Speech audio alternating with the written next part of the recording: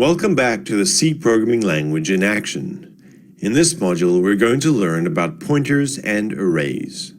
While pointers and arrays also surface as variables, they are unique in some ways, very powerful, and also potentially dangerous. They deserve special attention because they are, for better or for worse, essential to the construction of any realistic application written in C, and even in C++, they are essential in the construction of most libraries, if not every C++ application directly. I do love pointers and pointer-like abstractions. They're one of the things that make C and C++ truly powerful and expressive. Let's explore them together. For all the structure languages like C afford us developers, a computer's memory is ultimately just a long sequence of bytes. There aren't really any integers, floating point numbers, structures, or strings. They are just bytes, endless bytes. Languages like C impose a structure called a type system over these bytes. They impose an order over the chaos, an abstraction over the sea of ones and zeros. Now in reality, computers typically have banks of memory.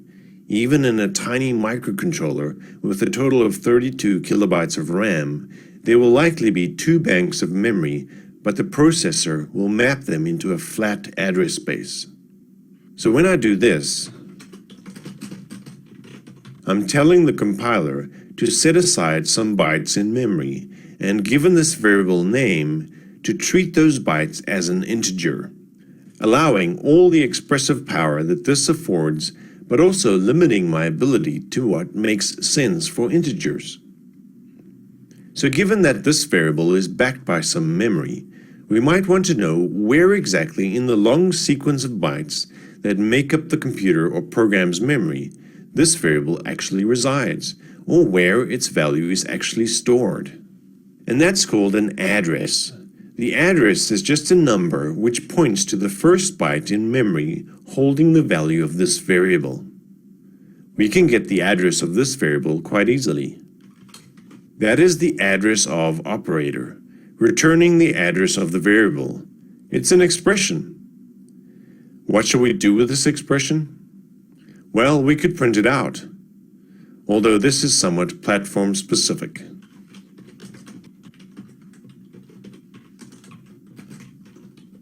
Your compiler might require a slightly different printf specifier, but let's see what Visual C++ spits out for us.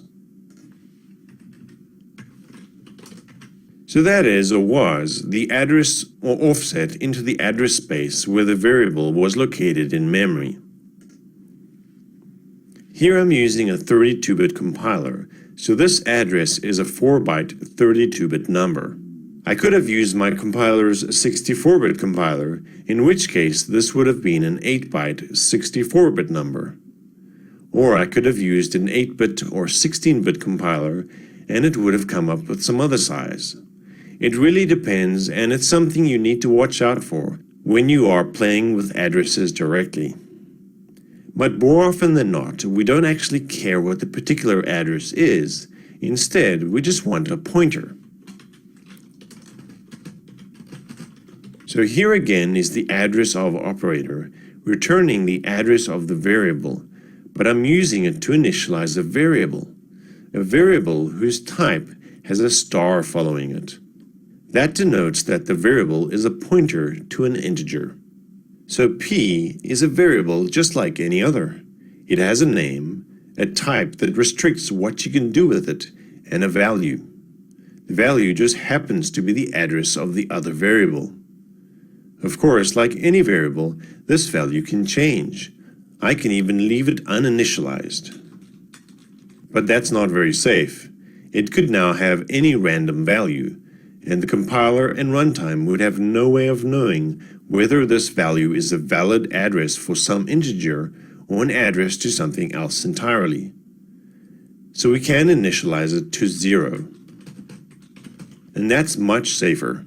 You see, 0 is a special address or offset in that it represents an invalid address or pointer. there's no way that you can now accidentally read or overwrite some memory mistakenly, thinking it represents an integer. We can then later assign it the address of some variable. Now, given a pointer, we can do the opposite and dereference the pointer to get back at the value being pointed to. The star or asterisk in this case is an operator which dereferences the associated variable, a pointer. We take that and then use it to initialize a new variable called j. So j is an entirely new variable with its own storage that just happens to be initialized with the value being pointed to by p.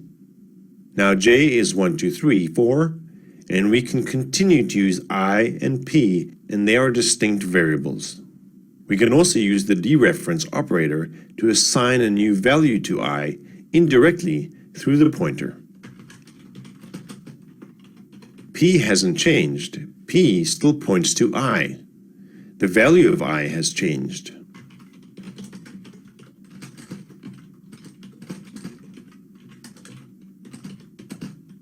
Let's take a look. So here we can see that I now has the new value assigned through the pointer, and j has the original value it received from I. Pointers really get interesting when you consider how they interact with arrays in memory.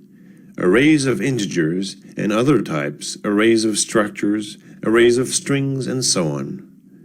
The syntax and relationship between arrays and pointers are quite close, so I'll use this opportunity to introduce arrays as well. An array in C is not a very strong concept. Here's an array of integers.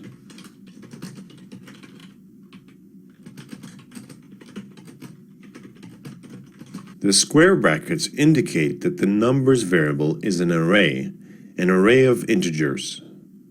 It also has an optional initializer, giving the array some initial values. This array has 3 elements, as deduced by the initializer list. But we can also be more explicit as follows. Now, this is still the same array size, but we can now omit some or all of the values in the list, and it will still set aside enough storage for 3 integers. We can now even remove the initializer altogether. But now, of course, we have an uninitialized variable. The array, while holding enough storage for 3 integers, is not initialized to any meaningful values. If we gave it some initial values, but there are less values than the claimed size of the array, then the remaining elements will be initialized to 0. Let's check. We can retrieve the individual elements in the array with the square brackets again, but this time using a 0-based index into the array.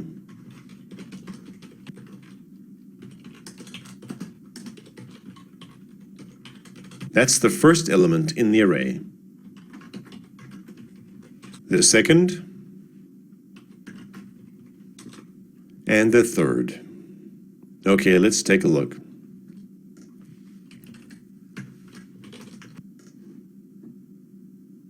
So, as you can see, the first element is 101, and the remaining were initialized to 0. Of course, we're repeating ourselves here. It would be more convenient to use one of the iteration statements we've already learned about to keep this code manageable, as the array size may change in some future update to the code. First, let's use a for statement to replace these 3 repeated printf calls. So the I variable is our index or loop variable. It's initialized to 0, the index of the first element in the array. That's our loop condition. I is less than 3. So while I is less than 3, we'll print out the element at that index. And that's the expression updating the loop variable. The index is incremented to point to the next element in the array.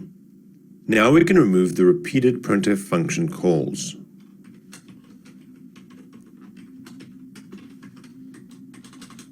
And we need to remember to update the index in the square brackets to use our loop variable. Let's just update our array values to make this clearer. Okay, let's see if this works. Great. Now we can have an array with 1,000 elements, and this for statement will do just fine. But wait, we still need to manually update the for statement to indicate how many elements are in the array. You see, the problem with arrays is that they do not carry any runtime information at all. There's no way to tell at runtime how big an array is. The only way to do this is to capture the array size at compile time. Fortunately, that's easy enough. The compiler certainly knows how many elements this array holds. It's just not very obvious. C and C++ provides the Sizeof operator for returning the size of some variable or type. We've used this before in this course.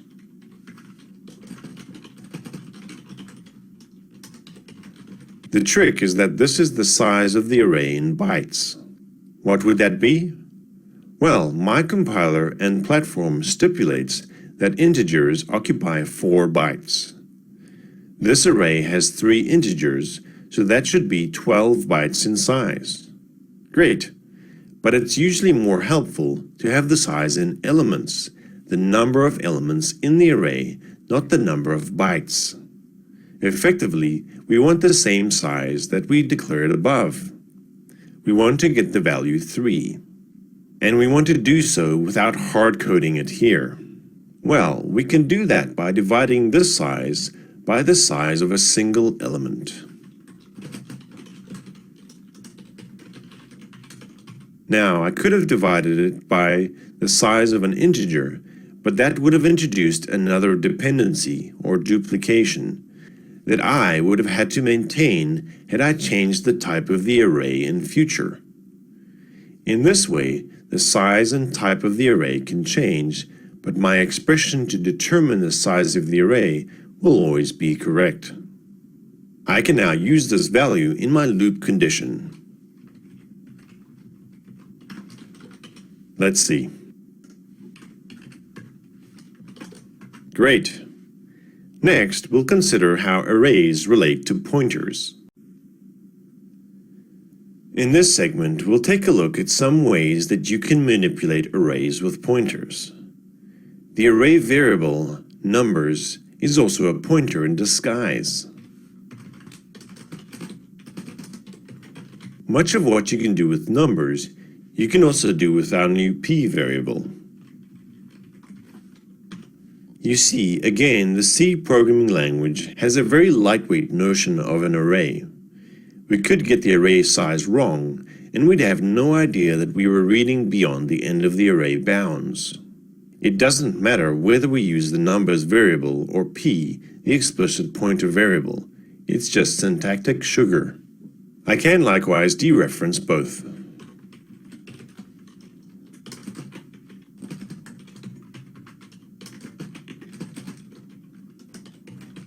And I'll get a copy of the value in the first element of the array. Where it becomes really interesting is when you add a bit of arithmetic.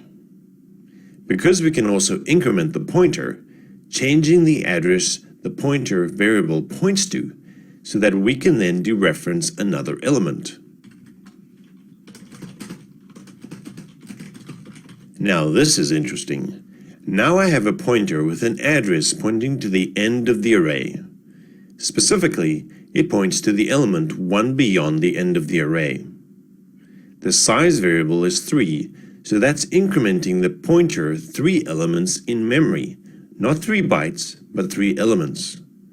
Notice I'm doing so with p. P doesn't know anything about the array, but it knows it points to integer-sized values, so the compiler knows quite well how to update its value, its address, to point 3 elements forward. Still, it points to the element 1 beyond the end of the array now. This might sound odd, but it makes many algorithms a lot easier to write. I can now print out the array's values just using these two pointers. While p is not equal to end, we could also say less than, but I prefer not equal to. We can simply increment p to point it to the next element.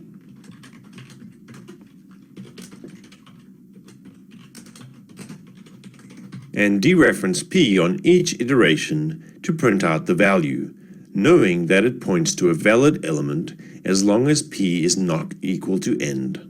Let's check. Wonderful.